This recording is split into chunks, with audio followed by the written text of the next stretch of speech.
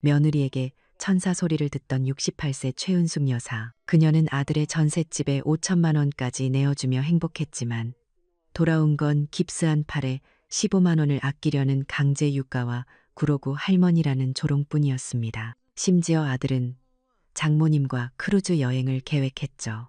결국 그녀는 모든 헌신을 멈추고 15평 송도 오피스텔로 이사했습니다. 아들과 며느리에게 경계선을 찾아주는 시어머니의 마지막 이야기 끝까지 지켜봐 주세요. 저는 서울 구로구의 한 30평대 아파트에서 혼자 살고 있는 68배 최은숙입니다. 남편 먼저 보낸 지는 이제 5년이 좀 넘었네요. 다들 저보고 자식 농사 잘 지어서 말년이 편하겠다고들 하지만 솔직히 고백할 게 있어요. 저는요, 명절이 다가오는 게 무섭고 지칩니다. 그래서 얼마 전에 작은 메모지 귀퉁이에 그런 글을 적었어요. 너무 작으니 오지 마라. 안녕.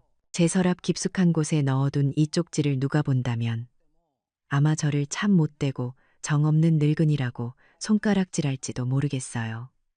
하지만 어쩌다 제가 이렇게까지 됐는지, 불과 몇 년 전까지만 해도 제가 얼마나 행복에 겨워했었는지 사람들은 모르니까요. 모든 건 제 남편이 세상을 떠나고 나서부터 시작됐죠. 혼자가 되고 나니 제 인생의 다음 역할은 시어머니라는 게 분명해졌어요. 제 시어머니 참 지독한 분이셨거든요. 새벽부터 시작되던 고된 시집살이, 찬물에 손이 쩍쩍 갈라지던 겨울빨래, 그리고 무엇보다 가슴에 비수를 꽂던 그 모진 말들. 저는 남편의 장례를 치르면서 다짐하고 또 다짐했어요. 나는 절대 내 며느리에게 그런 시어머니가 되지 않겠다. 내가 평생 꿈꿔왔던 그런 다정하고 너그러운 시어머니가 되어주겠다 하고 말이에요. 얼마 후 아들 기준이가 유라를 며느리감이라고 데리고 왔을 때 저는 정말 세상을 다 얻은 것 같았어요. 아이가 어찌나 싹싹하고 예의 바른지 꼭 제 딸 같았죠. 그래, 이 아이한테는 내가 정말 잘해줘야겠다. 제 인생의 마지막 목표처럼 느껴졌달까요? 그렇게 저의 이상적인 시어머니 되기가 시작됐어요. 아들 내외가 둘 다 맞벌이를 하니 밥은 제대로 챙겨 먹고 다니는지 그게 제일 걱정이었죠. 그래서 매주 한 번씩 반찬을 만들어다 주기 시작했어요. 개들이 좋아하는 갈비찜, 장조림, 계절마다 나오는 나물들, 67가지씩 만들어서 바리바리 싸들고 마포에 있는 아들네 집까지 직접 가져다 줬죠. 유라는 그때마다 어찌나 좋아하던지. 어머님, 진짜 맛있어요. 저희 이제 반찬 가게 갈 필요도 없겠어요. 그 환하게 웃는 얼굴을 보면 일주일 내내 장보고 음식 만드느라 아팠던 허리도 싹 낫는 것 같았어요. 제 헌신의 절정은 아마 손주 하준이가 태어났을 때였을 거예요. 유라가 산후조리원을 가네 만에 고민하길래 제가 덥석 말했죠. 예, 유라야, 그런데 갈 필요 없다. 내가 내 몸조리 다 해줄게. 저는 그대로 제 짐가방을 싸들고 아들네 집으로 들어가 한 달을 꼬박 살았어요. 산모는 무조건 잘 먹고 푹 쉬어야 하거든요. 매일같이 다른 재료 넣어가며 뜨끈하게 미역국 끓여 바치고 밤에는 제가 하준이를 데리고 잤어요. 유라 잠이라도 편히 자라고요. 갓난아기 밤새 돌보는 게 보통 일인가요? 등이며 어깨며 안 쑤시는 데가 없었지만 그래도 마음은 날아갈 것 같았죠. 푹 자고 일어나 뽀얗게 뺨이 오른 유라가 제 손을 꼭 잡고 그러더라고요. 어머님, 저희 엄마도 이렇게까지는 못 해줬을 거예요. 어머님은 정말 천사 같아요. 천사라니요. 그 말 한마디에 저는 정말 뭐든 다 해줄 수 있을 것 같았어요. 그렇게 하준이가 돌이 지날 무렵이었나 봐요. 기준이에게서 조심스럽게 전화가 왔어요. 어머니, 저희가 지금 사는 전셋집에서 조금 더 넓은 데로 옮기려는데 마포 쪽으로요. 근데 한 5천만 원이 모자라서요. 아들 목소리가 어찌나 기어들어가는지 저는 한치의 망설임도 없이 말했어요. 걱정하지 마라. 엄마가 다 알아서 해줄게. 다음 날 아침 일찍 은행으로 달려갔죠.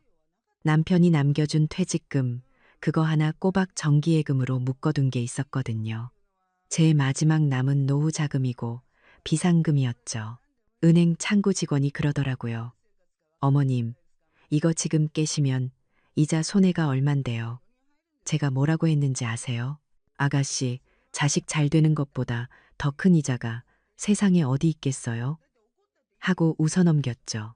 그 자리에서 5천만 원을 망설임 없이 아들 계좌로 송금했어요. 그날 저녁 아들 내외가 비싼 한우 세트를 사들고 구로동 집으로 달려왔더라고요. 그리고는 거실 바닥에 넙죽 둘이 나란히 큰절을 하는 거예요. 유라는 눈물까지 글썽이면서 제 손을 잡았죠. 어머님, 이 은혜 정말 평생 잊지 않을게요. 사실 저희 친정은 지금 좀 어려우셔서 전혀 못 도와주시거든요. 어머님이 저희 진짜 부모님이세요. 진짜 부모. 그 말이 제 가슴에 콕 박혔어요. 그래, 내가 이 아이들의 진짜 부모가 되어주자. 기댈 곳이 되어주자. 남편은 없지만 제가 이만큼 든든한 버팀목이라는 사실에 어깨가 으쓱해지고 그렇게 행복할 수가 없었어요. 그때 저는 정말로 진심으로 제가 세상에서 가장 행복한 사람인 줄로만 알았답니다. 그 행복이, 그 자부심이 그렇게 차갑게 식어버릴 줄은 그땐 정말 꿈에도 몰랐네요. 그렇게 5천만 원을 보내주고 난 뒤 한동안은 정말 구름 위를 걷는 기분이었어요. 어머님은 천사라느니 진짜 부모님이라느니 하는 며느리의 말이 귓가에 꿀처럼 맴돌았죠. 제가 아들 내외에게 이토록 든든한 버팀목이 되었다는 자부심에 매일매일이 행복했어요. 사람은 참 간사하죠. 그 감사가 얼마나 빨리 익숙함으로 변해버리는지 그때는 미처 몰랐어요. 변화는 아주 사소한 것에서부터 시작됐어요. 제가 매주 화요일마다 해주던 그 반찬 배달 말이에요. 처음 몇 달간은 유라가 반찬통을 받을 때마다 어머님, 최고예요. 이것만 있으면 일주일이 든든해요. 하고 감탄을 했죠. 그런데 어느 날부터인가 문자가 오기 시작하더라고요. 처음엔 어머님, 저번 반찬 다 먹었어요. 정도였어요. 그게 얼마 안 가, 어머님, 이번 주엔 왜 갈비찜 없어요? 하준이 아빠가 먹고 싶다는데 하는 은근한 투정으로 바뀌더군요. 저는 그저 아이고, 우리 아들이 먹고 싶었구나. 바쁘니 그럴 수 있지 하고 대수롭지 않게 넘겼어요. 다음 주에는 꼭 갈비찜을 재워서 가져다 줬죠. 그랬더니 그 다음엔 아주 구체적인 주문서가 날아오는 거예요. 다음 주엔 LA 갈비로 해주세요. 아, 그리고 하준이 먹게 단무지도 좀 묻혀주시면 안 돼요? 이제 슬슬 이유식도 시작해야 하는데. 어머님 표 이유식이 제일 건강에 좋겠죠? 어느새 저는 마음에서 우러나온 반찬을 해주는 시어머니가 아니라 아들 내외의 식단을 책임지는 전담 요리사가 되어 있더라고요. 마음 한구석이 서늘하고 서운했지만 그래도 내가 해주는 걸 잘 먹으니까 맞벌이 하느라 힘드니까 하고 애써 저 자신을 다독였어요. 좋은 시어머니가 되기로 한 건 저였으니까요. 하지만 정말 저를 힘들게 한 건 황혼 육아라는 덫이었어요. 하준이가 2살이 넘어가면서부터였죠. 처음엔 어머님, 저희 금요일 저녁에 부부 동반 모임이 있는데 하준이 잠깐만 봐주실 수 있어요? 하고 일주일에 한 번 정도 부탁을 하더라고요. 하나밖에 없는 손주인데 그게 뭐라고 못 봐주겠어요. 걱정 말고 다녀와라. 할미랑 재밌게 놀자. 하고 덥석 안았죠. 그런데 그 잠깐이 정기적으로 바뀌는 건 순식간이었어요. 주 1회였던 것이 주 3, 4회로 늘어났죠. 퇴근하고 와서 애를 데려가는 시간도 문제였어요. 처음엔 8시까지는 꼭 오겠다던 유라가 어머님, 차가 너무 막혀서요. 하더니 9시가 되고 팀장님이 갑자기 잡아서요. 하더니 10시가 넘기 일쑤였어요. 4살짜리 남자아이 하나 보는 게 저 같은 늙은이한테는 보통 일이 아니에요. 저녁도 제대로 못 챙겨 먹고 하준이 뒷공무니만 쫓아다니다 보면 온몸이 파김치가 됐죠. 그러던 어느 날이었어요. 그날따라 유라가 일찍 온다더니 10시가 다 되어 헐레벌떡 들어오는 거예요. 제가 무슨 일 있었니? 왜 이렇게 늦었어? 하고 걱정스레 물었죠. 그랬더니 유라가 가방을 내려놓으며 해맑게 웃는 거 있죠. 아, 어머님 죄송해요. 오늘 회사 일찍 끝나서 친구들이랑 백화점 쇼핑 좀 하고요. 마침 저희 엄마 사돈 연락이 돼서 같이 스파 다녀왔어요. 어머님 계시니까 너무 편하고 좋네요. 쇼핑, 스파, 그것도 사돈이랑요. 그 순간 망치로 머리를 한 대 맞은 것 같았어요. 저는 150만 원이 없어서 보일러도 못 고치는 신세인데, 아니, 그런 돈 문제가 아니었죠. 저는 하준이 저녁밥 겨우 먹이고 지쳐 쓰러져 있는데 며느리는 친구와 쇼핑을 하고 자기 엄마와 스파를 즐기고 있었던 거예요. 그제야 깨달았어요. 제가 신뢰할 수 있는 가족이 아니라 언제든 부를 수 있는 무급 도우미가 되었다는 걸요. 결정적으로 유라가 친구와 통화하는 소리를 듣고 말았거든요. 응, 하준이? 괜찮아. 우리 집엔 헬퍼 이모님 계시잖아. 우리 어머님, 깔깔 웃는 그 소리가 어찌나 비수처럼 꽂히던지 갈등이 폭발한 건 그의 김장철이었어요. 제가 아들 내외 먹이겠다고 150포기를 담글 계획을 세웠거든요. 유라가 몇 주 전부터 어머님, 저도 꼭 가서 도울게요. 저희 엄마랑 같이 갈게요. 하고 어찌나 싹싹하게 약속을 하던지 저는 정말 철석같이 믿었죠. 그런데 김장하기 바로 전날 밤에 유라에게서 문자가 띵동 왔어요. 어머님, 어떡하죠? 제가 깜빡하고 저희 엄마랑 네일 아트 예약을 그날로 잡아버렸네요. 이게 또 취소가 안 된대요. 정말 죄송해요. 대신 저녁에 김치 가지러 갈게요. 저는 그 문자를 보고 한참을 멍하니 서 있었어요. 150포기. 그걸 저 혼자 다 하라고요? 다음날 새벽부터 혼자 배추를 절이고 산더미 같은 물을 채 썰고 양념을 버무리는데 정말 눈물이 핑 돌더라고요. 저녁 무렵에는 허리가 끊어질 것처럼 아파서 제대로 서 있지도 못했어요.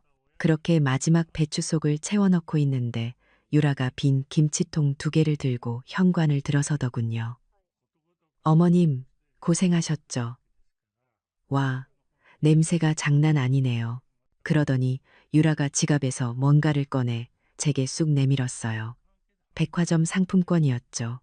5만 원짜리 한 장. 어머님, 이거 재료비에 보태세요. 5만 원. 150포기 김장에 대한 제 노동의 대가, 아니, 재료비 보탬. 그 순간 돈 때문이 아니라 그 모욕감에 온몸이 떨렸어요. 제 헌신과 노동이 고작 5만 원짜리 상품권 하나로 치부되는구나. 그때 정말 뼈저리게 깨달았죠. 주는 것이 늘 좋은 것만은 아니구나. 너무 속상하고 억울해서 밤에 아들 기준이에게 전화를 걸었어요. 자초지종을 다 설명하며 하소연했죠. 아무리 그래도 그렇지 내 아내가 어떻게 김장날 네일 아트를. 나 혼자 150포기 담그느라 허리가 끊어지는 줄 알았다. 저는 아들이 제 편을 들어줄 거라 기대했어요. 유라한테 얘기 좀 해라. 이건 너무하지 않냐. 하지만 수화기 너머로 들려온 아들의 목소리는 얼음장처럼 차가웠어요. 엄마, 하고 길게 한숨을 쉬더니 그러더군요. 유라 입장도 좀 이해해줘요. 걔는 그런 거 김장 한 번도 안 해보고 잘한 애예요. 걔네 집안은 원래 그런 거 안 한다고요. 제가 기가 막혀서 그래도 약속을 하고 말을 꺼내려는데 기준이가 제 말을 잘랐어요. 엄마가 자꾸 그런 걸로 유라 불편하게 하면 내가 처가에서 체면이 안 서요. 체면. 처가에서의 체면. 그 말이 제 심장을 꿰뚫었어요. 5천만 원을 덥석 안겨줄 땐 진짜 부모라더니 이제 저는 아들의 체면을 깎아먹는 존재가 되어버린 거예요. 수화기를 들고 저는 그 자리에 얼어붙고 말았습니다. 아, 나 혼자였구나. 아들이 제 편을 들어주기는커녕 제게 체면을 운운하며 전화를 끊었을 때 제 가슴 속에 남아있던 마지막 불씨가 꺼져버리는 것 같았어요. 저는 그저 좋은 시어머니가 되고 싶었을 뿐인데 이제는 아들의 앞길을 막는 불편한 존재가 되어버렸더군요. 그날 이후로 유라는 저를 대하는 태도가 더 노골적으로 변했어요. 마치 당신 아들은 이제 완전히 내 편이다라고 선언이라도 하듯이요. 며느리는 시도 때도 없이 자기 엄마, 그러니까 잠실 사돈 이야기를 꺼냈어요. 어머님, 저희 엄마는 김치 같은 거 이젠 안 하세요. 그냥 깔끔하게 백화점에서 사서 드시지. 그 시간에 자기 관리하고 운동하러 다니신대요. 처음엔 그저 사돈 자랑인가 싶었죠. 아, 요즘 젊은 사람들은 다 그렇죠. 그리케른 간덴 그리또 그라심한 거. 저희 엄마는 골프도 치시고 문화센터에서 와인 수업도 들으신다니까요. 되게 현대적이시죠. 그 현대적이라는 말이 제 가슴을 콕콕 찔렀어요. 유라의 말 속의 숨은 뜻을 제가 왜 모르겠어요. 아무것도 안 하고 자기 인생 즐기는 우리 엄마는 현대적이고 평생 헌신하며 반찬에 김장까지 다 해바치는 너, 시어머니는 구식이고 고리타분하다. 이거잖아요. 심지어 이런 말까지 하더군요. 저희 엄마는 절대 손주 안 봐주세요. 엄마 인생이 중요하다고. 그래서 저도 저희 엄마한테는 함부로 하준이 맡길 생각 못해요. 그게 요즘 방식이래요. 그 말을 듣는데 어찌나 기가 막히던지. 똑같은 할머니인데 아무것도 안 해주는 잠실 사도는 귀한 대접을 받고 모든 걸 다 해주는 저는 당연한 의무를 다하는 사람이 되어 있었어요. 제 헌신이 오히려 저를 깎아내리는 족쇄가 될 줄은 꿈에도 몰랐죠. 그렇게 서운함이 켜켜이 쌓여갈 무렵 그해 겨울은 유난히도 추웠어요. 영하 10도를 밑도는 강력한 한파가 며칠째 이어졌죠. 그리고 기어코 일이 터졌어요. 20년도 더 된 저희 집 보일러가 그날따라 컥컥거리더니 결국 숨을 거둔 거예요. 방바닥은 얼음장처럼 차가워졌고 입에서는 하얀 입김이 뿜어져 나왔어요. 급하게 수리기사님을 불렀더니 보일러를 이리저리 살피시곤 고개를 저으시더라고요. 어머님, 이건 너무 낡아서 부품이 없어요. 통째로 갈아야 합니다. 견적을 물어보니 150만 원이래요. 제 심장이 덜컥 내려앉았죠. 150만 원. 남편 퇴직금 5천만 원을 아들 내외에게 다 줘버린 제게는 당장 수중에 그만한 현금이 없었어요. 수십 번을 망설이다가 정말 낯뜨겁고 부끄러움을 무릅쓰고 아들 기준이에게 전화를 걸었어요. 아들, 저기 미안한데 다름이 아니라 집 보일러가 고장 났는데 수리비가 150만 원이래. 혹시 엄마가 저번에 준 5천만 원에서 150만 원만 어떻게 돌려줄 수 있을까? 엄마가 나중에 꼭 갚을게. 말끝을 흐리는 제 자신이 너무나 초라했어요. 수화기 너머로 기준이의 깊은 한숨 소리가 들려왔어요. 그 한숨이 제 심장을 꿰뚫는 것 같았죠. 아, 엄마, 저희 지금 돈 없어요. 하준이 다음 달부터 영어 유치원 보내기로 한 거 몰라요? 그거 등록금 내느라 몇백만 원이 그냥 나갔다고요. 저희도 지금 생활비 마이너스예요. 아들의 목소리에는 걱정 대신 짜증이 가득했어요. 전화는 그렇게 일방적으로 끊겼죠. 저는 그날부터 집안에서도 두꺼운 외투를 벗지 못했어요. 밤에는 전기장판 2개를 겹쳐 틀고 그 위에 이불을 머리끝까지 뒤집어 쓰고 덜덜 떨며 잠을 청했죠. 하지만 집안 공기 자체가 얼음장이라 도저히 견딜 수가 없었어요. 결국 저는 추위 난민 신세가 되었어요. 아침 일찍 집을 나와 구로구립 도서관이나 주민센터 휴게실을 전전했죠. 따뜻한 믹스커피 한 잔으로 몸을 녹이며 창밖으로 지나가는 사람들을 멍하니 바라보곤 했어요. 따뜻한 집에서 가족들과 웃고 있을 저녁 시간이 두려워 도서관 문 닫을 시간까지 꾸역꾸역 앉아 있다가 밤이 돼서야 얼음골 같은 집으로 돌아와 잠만 자고 나오는 생활을 며칠이나 이어갔어요. 그렇게 도서관에서 추위를 피하던 어느 날이었어요. 무심코 스마트폰을 열어 하준이 얼굴이나 볼까 하고 유라의 인스타그램에 들어갔죠.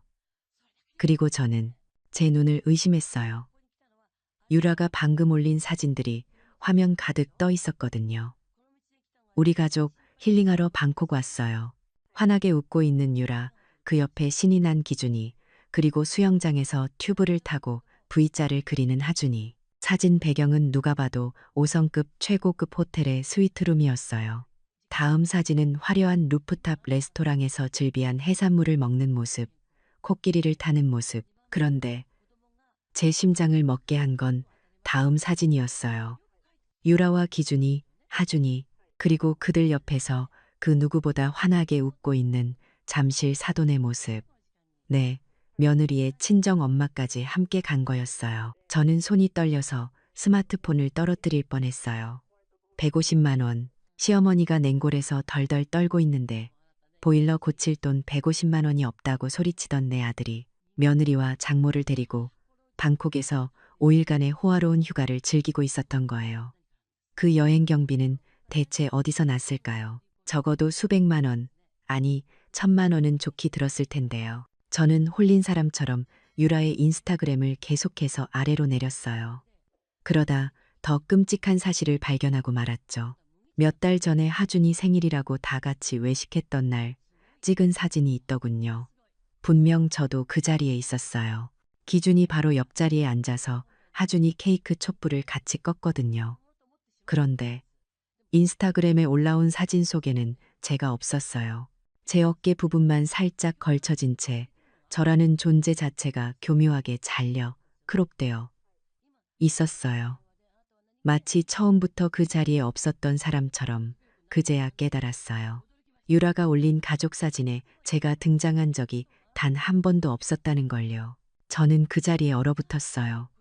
그때 다음 게시물인 동영상이 자동으로 재생됐어요. 사살배기 하준이가 수영장에서 엄마에게 묻는 목소리였죠. 엄마, 근데 할머니 어디 갔어? 그러자 유라가 웃으며 대답하는 목소리가 들려왔어요. 응? 구로구 할머니? 아이, 구로구 할머니는 바쁘시지. 여기는 잠실 할머니잖아. 잠실 할머니가 재밌는 할머니지. 그치? 구로구 할머니, 잠실 할머니. 며느리는 저를 그렇게 부르고 있었어요. 반찬에다 바치고 김장하고 애 봐주느라 바쁜 구로구 할머니.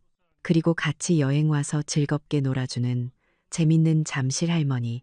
저는 그냥 일하는 사람, 그 이상도 이하도 아니었던 거예요. 도서관 문 닫을 시간이 되어 쫓겨나듯 집으로 돌아왔어요.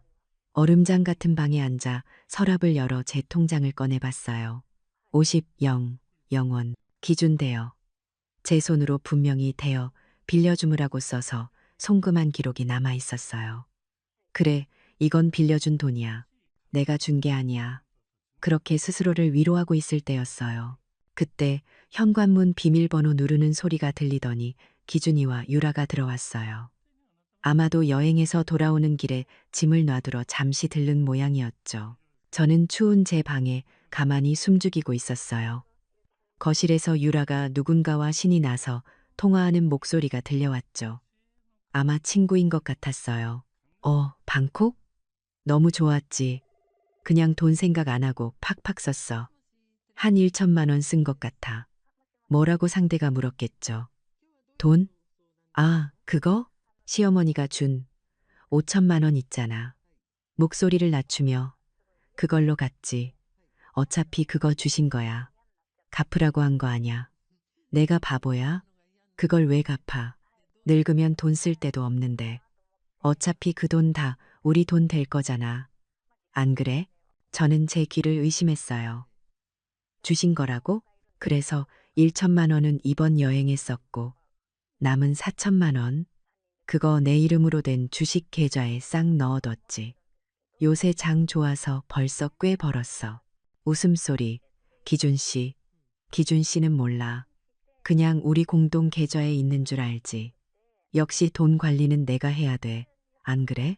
유라의 웃음소리가 제 귀를 후벼 팠어요. 제 마지막 남은 노후 자금, 남편의 퇴직금, 그걸 빌려준다고 생각했던 5,000만 원이 며느리의 태국 여행 경비와 개인 주식 투자금이 되어 있었던 거예요. 그 순간 저는 모든 걸 깨달았어요. 5만 원짜리 상품권, 헬퍼 이모님, 구로구 할머니, 잘려나간 사진, 그리고 5,000만 원, 이 모든 조각이 하나로 맞춰졌어요. 저는 가족이 아니었어요. 부르면 오고 가라면 가는 무급가사 도우미. 아니, 돈까지 내주는 집 지키는 개만도 못한 존재였어요. 방바닥에서 올라오는 냉기보다 더 차가운 한기가 제 온몸을 감쌌습니다. 며느리가 제 돈으로 주식을 샀다는 그 웃음소리, 아들이 저를 구로구 할머니라고 부르는 걸 방관했다는 그 냉혹한 진실을 엿들은 밤, 저는 얼음장 같은 방에 꼼짝없이 갇혀버렸어요. 밖은 영하 10도의 한파인데 보일러는 여전히 고장 난 채였죠. 하지만 방바닥에서 올라오는 냉기보다 제 심장을 얼어붙게 한 건 아들 내외의 배신감이었어요. 5,000만 원, 남편이 남긴 마지막 유산, 제 노후의 전부였던 그 돈이 며느리의 방콕 여행 경비와 개인 주식 투자금으로 사라져버린 거예요. 저는 가족이 아니라 그냥 돈 나오는 구멍. 필요할 때 부려먹는 일꾼. 그 이상도 이하도 아니었던 거죠. 그 냉골 같은 집에서 더는 버틸 수가 없었어요. 낮에는 어떻게든 얇은 외투 하나 걸치고 주민센터나 구립도서관을 전전하며 시간을 때웠죠. 그날도 저녁 찬거리를 사려고 해가 질 무렵 집을 나섰어요. 며칠째 이어진 한파에 골목길 보도블록이 거울처럼 꽁꽁 얼어붙어 있더군요. 정말 조심한다고 발을 질질 끌다시피 걸었는데 장바구니를 든 손이 너무 시려서 주머니에 넣으려던 바로 그 순간 발이 삐끗하며 그대로 중심을 잃고 말았어요. 악소리도 못 내고 시멘트 바닥에 엉덩방아를 찧으면서 반사적으로 왼쪽 손으로 바닥을 짚었죠. 그리고 제 손목에서 뚝하는 아주 끔찍하고 기분 나쁜 소리가 들렸어요. 숨이 멎는 것 같은 통증이 순식간에 온몸으로 퍼져나갔어요. 길바닥에 주저앉아 왼쪽 손목을 부여잡았는데 눈앞이 하얘지고 손이 금방 퉁퉁 부어오르는 게 느껴졌어요. 지나가던 학생 한 명이 놀라서 괜찮으시냐고 119를 불러주냐고 물어보더군요. 아니요, 119보다 저는 아들 생각이 먼저 났어요. 학생, 미안한데 전화 한 통만 우리 아들한테. 떨리는 오른손으로 겨우 기준이 번호를 눌렀어요. 아들, 아들, 나 길에서 넘어졌어. 손목이 부러진 것 같아. 제 목소리가 얼마나 절박하게 들렸을까요? 하지만 수화기 너머로 들려온 아들의 목소리는 얼음장보다 더 차가웠어요. 아, 엄마, 나 지금 중요한 고객 미팅 중이에요. 바빠요. 끊어요. 철컥. 전화가 끊겼어요. 고객 미팅. 제가 길바닥에서 손목이 부러졌다고 하는데 고객 미팅이 더 중요했던 거죠. 멍하니 앉아 있는데 학생이 다시 물었어요. 다른데 전화하실 때는 없으세요? 아, 유라. 며느리가 있었죠. 다시 유라에게 전화를 걸었어요. 예, 유라야. 나 길에서 넘어져서 손목을 다쳤는데. 어머. 어떡해요, 어머님. 저 지금 요가 수업 중간이라서요. 필라테스 등록한 거 오늘 첫날인데. 어머님 119 부르실 수 있죠? 저 지금 강사님이 부르네요. 끊을게요. 필라테스 첫날. 네, 그랬군요. 저는 결국 그 학생이 잡아준 택시를 타고 덜덜 떨리는 몸을 싣고 혼자 대학병원 응급실로 향했어요. 엑스레이를 찍고 의사가 제 부어오른 팔을 이리저리 만져보더니 그러더군요. 왼쪽 손목뼈가 부러졌다고. 전치 6주, 깁스를 해야 한대요. 퉁퉁 부은 팔에 차가운 석고 깁스를 감는데 어찌나 서럽고 처량하던지 눈물이 멈추질 않았어요. 간호사가 보호자분은 어디 계세요? 하고 묻는데 차마 입이 떨어지지 않더군요. 아, 다들 바빠서요. 깁스를 하고 얼음장 같은 집으로 돌아오니 절망감이 파도처럼 밀려왔어요. 오른손 하나로 밥을 챙겨 먹는 것도 옷을 갈아입는 것도 전부 전쟁이었죠. 그렇게 며칠을 끙끙 앓으며 누워 있는데 유라에게서 전화가 왔어요. 어머님, 몸은 좀 어떠세요? 웬일로 걱정을 다 하나 싶었죠.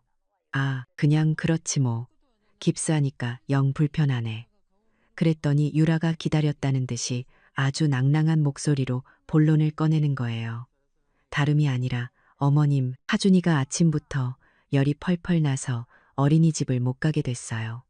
근데 제가 오늘 회사에서 정말 중요한 프레젠테이션이 있어서 절대 빠질 수가 없거든요. 어머님 댁에 하준이 좀 맡기면 안 될까요? 순간 제 귀를 의심했어요. 유라야, 나 팔 다쳐서 깁스했잖니. 나 한 손밖에 못 써. 아, 알아요. 아는데 하준이가 얌전하잖아요. 그냥 어머님 소파에 편히 앉아 계시고 하준이는 TV만 보여주시면 돼요. 걔 TV 틀어주면 하루 종일 얌전히 있어요. 네. 어머님, 제발요. 오늘 저 정말 큰일 나요. 그 제발요라는 소리에 저는 또 바보같이 거절을 못하고 말았어요. 하지만 TV만 보면 얌전하다는 건 새빨간 거짓말이었죠. 4살짜리 남자아이가, 그것도 아파서 열이 나는 애가 어떻게 얌전히 앉아만 있겠어요. 열이 나니 칭얼대고 소파에서 쿵쿵 뛰어다니고 심지어 재밌다고 제 깁스한 팔을 잡아당기기까지 했어요. 저는 성한 오른손 하나로 아이를 말리느라 진땀을 뺐죠. 점심때가 되자 하준이가 울기 시작했어요. 할머니, 할머니, 배고파. 라면, 라면 끓여줘. 라면. 저는 그 무거운 깁스를 한 팔을 이끌고 부엌으로 갔어요. 오른손 하나로 냄비에 물을 받고 가스불을 켜고 라면 봉지를 이빨로 물어뜯었어요. 스프를 붓고 면을 넣고 끓어 넘치는 뜨거운 냄비를 깁스한 왼쪽 팔로 어떻게든 버텨보려다 악 하고 비명을 질렀어요. 깁스 안으로 땀이 비오듯 흘렀고 부러진 뼈가 옥신거리는 고통이 머리끝까지 치솟았어요. 저녁 늦게 유라가 하준이를 데리러 왔어요. 집안은 폭탄이라도 맞은 듯 난장판이 되어 있었고 저는 땀에 절어 파김치가 되어 있었죠. 퉁퉁 부어오른 제 팔은 아랑곳하지 않고 유라는 식탁에 싸구려 오렌지가 몇 개 담긴 비닐봉지를 툭 던지더군요. 어머님, 오늘 정말 감사해요. 엄마가 최고야. 하준이 괜찮았죠. 그러면서 현관에서 신발을 신으며 신이 나서 말하는 거예요. 와, 어머님. 진짜 어머님은 저의 구세주세요. 하준이 오늘 긴급 돌봄 서비스 맡겼으면 하루 15만 원은 좋게 깨졌을 텐데 오늘 완전 굳었어요. 아, 남편이 차에서 기다려서 저 먼저 가볼게요. 15만 원. 제 부러진 팔의 하루 노동력이 며느리에게는 아낀 돈 15만 원이었던 거예요. 저는 현관문을 닫고 그 자리에 주저앉았어요. 정말 다 끝이라고 생각했죠. 그때였어요. 아직 추석이 한참 남았는데 유라가 베란다에서 통화하는 소리가 들려왔어요. 밖에서 하준이를 데리고 다시 들어온 모양이에요. 아마 자기 엄마 잠실 사돈인 것 같았죠. 아, 엄마, 지겨워 죽겠어. 또 이 기름 냄새 나는 전지현이야. 기준 씨는 앉아서 꼼짝도 안 하고 피곤해 죽겠는데 시어머니는 자꾸 시키네. 역시 엄마 집이 최고야. 난 아무것도 안 해도 되잖아. 저는 차라리 제 귀가 먹었으면 좋겠다고 생각했어요. 그리고 제 심장을 갈기갈기 찢어놓는 마지막 한마디가 들려왔어요. 엄마, 걱정 마. 어차피 이게 마지막이니까. 내가 내년에 기준 씨한테 이미 약속받았어. 엄마 지중해 크루즈 여행 보내주기로. 이미 예약 다 알아봤어. 시어머니, 재산은 무슨. 기준 씨더러 알아서 하라고 했지. 헤헤, 지중해 크루즈. 저는 150만 원이 없어서 보일러도 못 고치고 15만 원짜리 구세주 노릇을 하고 있는데 제 아들은 장모님에게 지중해 크루즈를 약속했던 거예요. 저는 그 차가운 거실 바닥에 앉아 들고 있던 오렌지 봉지를 그대로 떨어뜨리고 말았습니다. 지중해 크루즈. 제 아들 기준이가 제 돈으로 장모님을 모시고 갈 거라는 그 지중해 크루즈. 그 단어가 제 귓속을 파고들었을 때 저는 더 이상 아무것도 느낄 수 없었어요. 깁스한 팔이 옥신거리는 고통도 얼음장 같은 것을 바닥에 냉기도 아무것도 느껴지지 않았죠. 아, 내가 평생을 바쳐 키운 아들과 내 딸처럼 아꼈던 며느리에게 나는 15만 원짜리 구세주였고 내년이면 버려질 제삿밥 신세였구나. 그들을 위해 존재했던 구로구 할머니였구나. 모든 것이 아주 오랫동안 잘못되어 있었던 거예요. 그날 밤 저는 뜬 눈으로 밤을 새웠어요. 그리고 동이 트자마자 제게 남은 단 한 사람, 제 속을 터놓을 수 있는 유일한 친구, 고등학교 동창인 영숙이에게 전화를 걸었어요. 수화기 너머로 잠긴 목소리가 들리는데도 저는 다짜고짜 울음부터 터뜨렸죠. 영숙아, 나 어떡해. 그리고는 지난 몇 년간 쌓아왔던 모든 것을 쏟아냈어요. 5천만 원을 줬던 이야기, 반찬이며 산후조리며 헬퍼 이모님 취급받았던 이야기, 150포기 김장과 5만 원짜리 상품권, 그리고 영하 10도의 보일러가 고장났는데 150만 원이 없다고 소리치던 아들 내외가 사돈을 모시고 방콕 호화 여행을 다녀온 이야기, 제 돈 4천만 원이 며느리 개인 주식 계좌에 들어가 있는 이야기, 깁스한 팔로 아이를 돌려달라면을 끓여 바친 이야기, 그리고 어젯밤에 들은 그 지중해 크루즈 이야기까지 한참을 울며 쏟아내는데 수화기 저편에 영숙이는 말없이 듣고만 있더라고요. 제 울음이 잦아들자 영숙이가 차갑게 가라앉은 목소리로 말했어요. 최은숙 하고 제 이름을 부르더군요. 너 아직도 정신 못 차렸구나. 넌 좋은 시어머니가 아니야. 넌 그냥 호구야. 호구. 애초에 네가 그렇게 만든 거야. 그러게 내가 언제까지 퍼줄 거냐고 했지. 당장 선 그어. 내 인생 살아야지. 언제까지 그놈들 뒤치다꺼리만 할 거야. 영숙이의 그 호통이 그 어떤 위로의 말보다 제 정신을 번쩍 들게 했어요. 선을 그어라. 그래요. 저는 한 번도 선을 그어본 적이 없었어요. 그게 사랑인 줄, 그게 헌신인 줄 알았죠. 저는 그날부로 결심했어요. 제 마음속에 새로운 규칙을 세웠죠. 첫째, 다시는 명절 음식을 하지 않는다. 만나더라도 딱 이 시간만 본다. 둘째, 황혼 육아는 오늘부로 끝이다. 셋째, 단 10원 한 장이라도 경제적 지원은 없다. 첫 번째 시험대는 금방 찾아왔어요. 설날이었죠. 저는 며느리에게 문자를 보냈어요. 예, 유라야. 나 이번 설에 친구들하고 여행 가기로 했다. 너희끼리 맛있는 거 사 먹어라. 제 생애 첫 거짓말이었죠. 그리고 명절 당일, 저는 집에서 혼자 텔레비전을 보며 즉석 떡국을 끓여 먹었어요. 기름 냄새도 손님 치닥거리도 없는 수십 년 만에 처음으로 맞는 평화로운 명절이었죠. 아, 이렇게 조용할 수 있구나. 이렇게 편안할 수 있구나. 하지만 그 평화는 오래가지 않았어요. 저녁 무렵이었죠. 현관 도어록 비밀번호 누르는 소리가 삐삐삐 하고 들리더군요. 그리고 현관문이 벌컥 열렸어요. 기준이와 유라, 하준이가 잔뜩 인상을 쓴 채 거실로 들어섰어요. 엄마, 기준이가 소리치더군요. 여행 간다면서요. 지금 집에서 뭐 하시는 거예요? 저는 너무 놀라서 떡국 그릇을 든 채로 굳어버렸죠. 거짓말을 들킨 사람의 당혹감보다 저를 더 비참하게 만든 건 그들의 반응이었어요. 유라가 금방이라도 울 것처럼 말하더군요. 어머님, 어떻게 저희한테 거짓말을 하실 수가 있으세요? 저희가 얼마나 상처받았는지 아세요? 명절날 시댁도 못 가고 저희 친정 가서 눈치 보느라 기준이도 거들었어요. 엄마, 요즘 왜 이렇게 이상해? 엄마답지 않게. 혹시 우울증 아니야? 나이 들면 그렇다던데 저희가 병원 한번 알아볼까요? 엄마 이러시는 거 저희 정말 힘들어요. 기가 막혔어요. 저를 헬퍼 이모님 취급하고 구로구 할머니라 부르며 제 돈을 훔쳐간 사람들이 이제는 저를 거짓말쟁이, 이상한 노인, 우울증 환자로 몰아가고 있었어요. 제가 피해자인데 순식간에 그들을 상처 준 가해자가 되어 있더군요. 이 완벽한 가스라이팅에 저는 치가 떨렸어요. 아, 이래서 바쁘다는 구로구 할머니는 필요가 없었던 거군요. 저는 그들을 쫓아내듯 현관 밖으로 밀어냈어요. 다음 날 저는 다시 영숙이를 만났어요. 어젯밤의 일을 전부 털어놓았죠.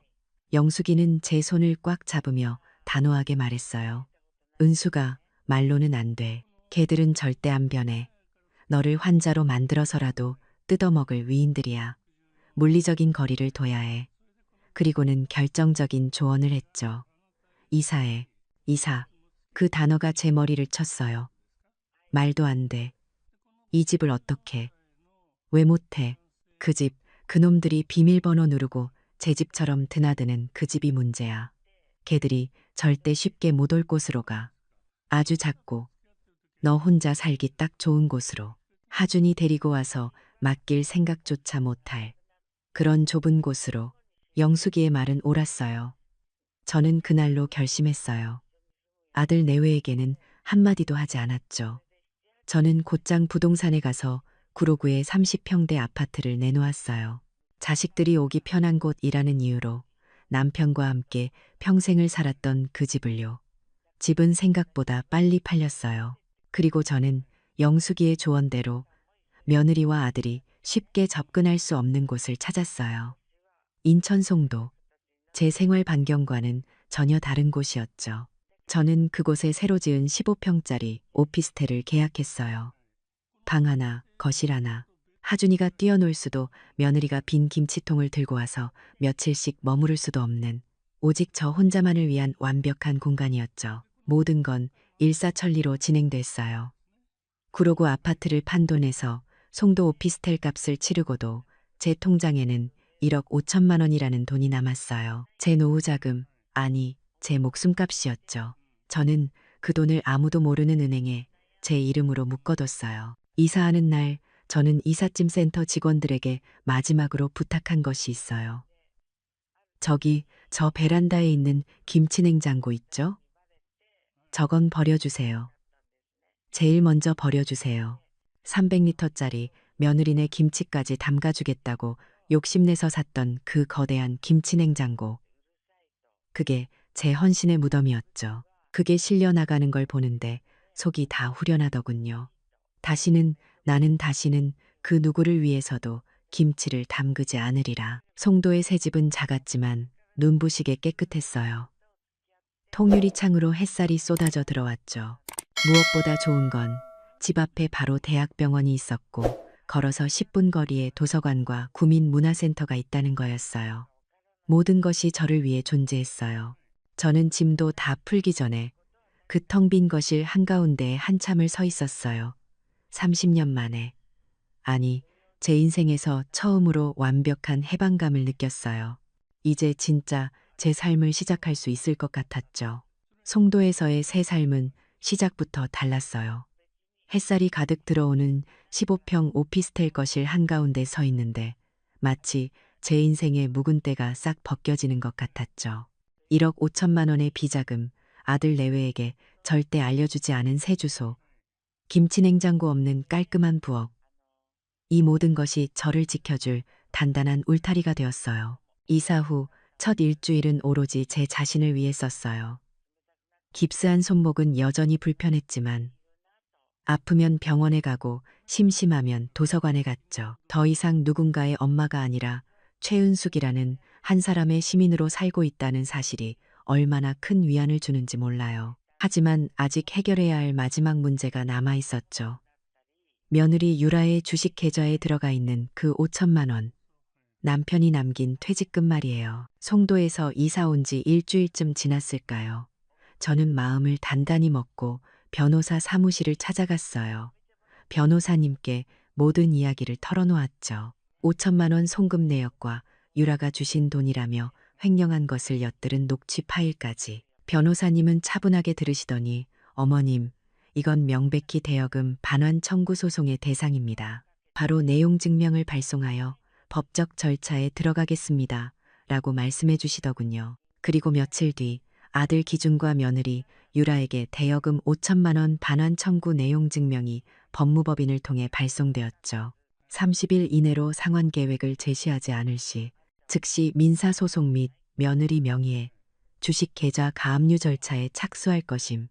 이라는 단호한 내용과 함께 말이에요. 그 내용 증명이 발송되자마자 잠잠하던 아들 내외에게서 연락이 오기 시작했어요. 처음 전화한 건 유라였어요. 어딘가 당황한 기색이 역력했지만 애써 태연한 척하더군요. 어머님, 이사하셨다면서요? 왜 저희한테 말도 안 하시고. 근데 어머님, 이번 주에 김치 안 하세요?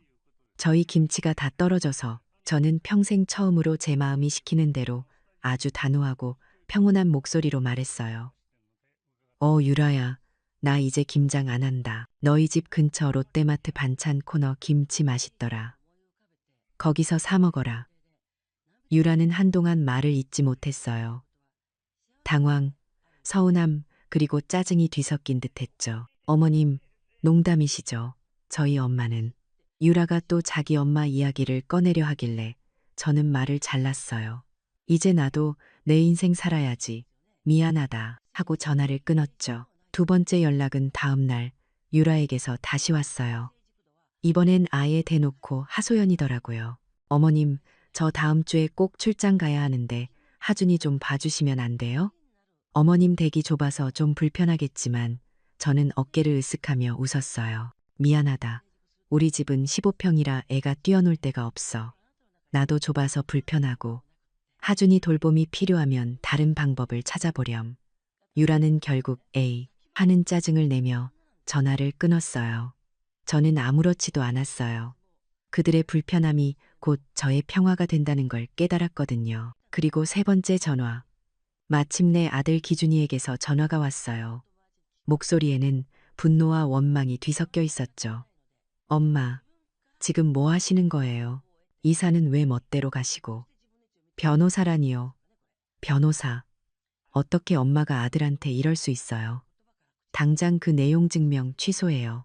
기준이는 제 말이 들리지 않는다는 듯 제 일방적인 희생을 당연하게 여겼던 그 30년 전의 어린아이처럼 고함을 질렀어요. 저는 심호흡을 한 번 하고 아주 차분하지만 단호하게 말했어요. 아들아, 이제 엄마한테 고함치지 마라. 엄마는 이미 변호사에게 다 맡겼다. 그 돈은 엄마가 너희에게 빌려준 돈이다. 30일 남았으니 상환 계획 세워서 변호사랑 얘기해라. 그리고 엄마한테 전화하지 말고 저는 그 길로 전화기를 내려놓았어요. 아들의 고함 소리가 희미하게 멀어지는 것을 들으며 제 마음속에 있던 마지막 미련과 모성애의 끈을 스스로 끊어버렸죠. 그렇게 며칠이 지나고 추석이 돌아왔어요. 저는 아들 내외에게 아무런 연락도 하지 않았죠. 물론 그들에게서도 연락은 오지 않았어요. 점심때쯤 기준이에게서 문자가 하나 오더군요. 내일 뭐 하세요? 저는 그 문자에 답장하는 대신 문화센터서의 수업에서 막 쓴 글씨 사진을 찍어 보냈어요. 추석 잘 보내라. 엄마는 내일 서예 수업 가야 해서 바쁘다. 너희끼리 저녁 맛있게 먹어. 저는 그날 마트에서 사온 모둠전과 송편을 데워 저녁을 먹었어요. 예전 같으면 명절 음식하느라 기름 냄새에 찌들었을 시간이지만 송도의 오피스텔은 고요하고 깨끗했어요. 저는 텔레비전을 보며 혼자 먹는 단출한 밥상이었지만 수십 년 만에 처음으로 풍성하고 평화로운 명절을 보냈습니다. 저는 문화센터서의 수업에서 배운 경계라는 단어를 다시 한번 곱씹어 봤어요. 아, 이것이었구나. 저는 깨달았죠. 누군가에게 베풀고 헌신하는 것이 나쁜 것은 아니다. 하지만 경계를 모르면 나의 선의는 상대의 무기가 되고 나는 이용당하는 호구가 된다는 것을요. 이제서야 친절함과 어리석음, 이용당함의 차이를, 그리고 사랑과 일방적인 희생의 차이를 알게 된 거예요. 저는 창밖으로 보이는 송도의 야경을 바라보며 마트에서 사온 김치 맛이 명절 음식보다 더 맛있다는 것을, 그리고 이 평화가 제 5천만 원을 돌려받는 법적 승리보다 더 소중한 제 인생의 노후 자금임을 깨달았습니다. 저는 현관문 안쪽에 제가 처음 썼던 그 쪽지를 붙였어요. 너무 작으니 오지 마라. 안녕. 그것은 더 이상 비관적인 메모가 아니라 제 자신을 지키는 가장 단단하고 현명한 주문이 되었습니다. 이제야 저는 진짜 최은숙의 삶을 찾았답니다.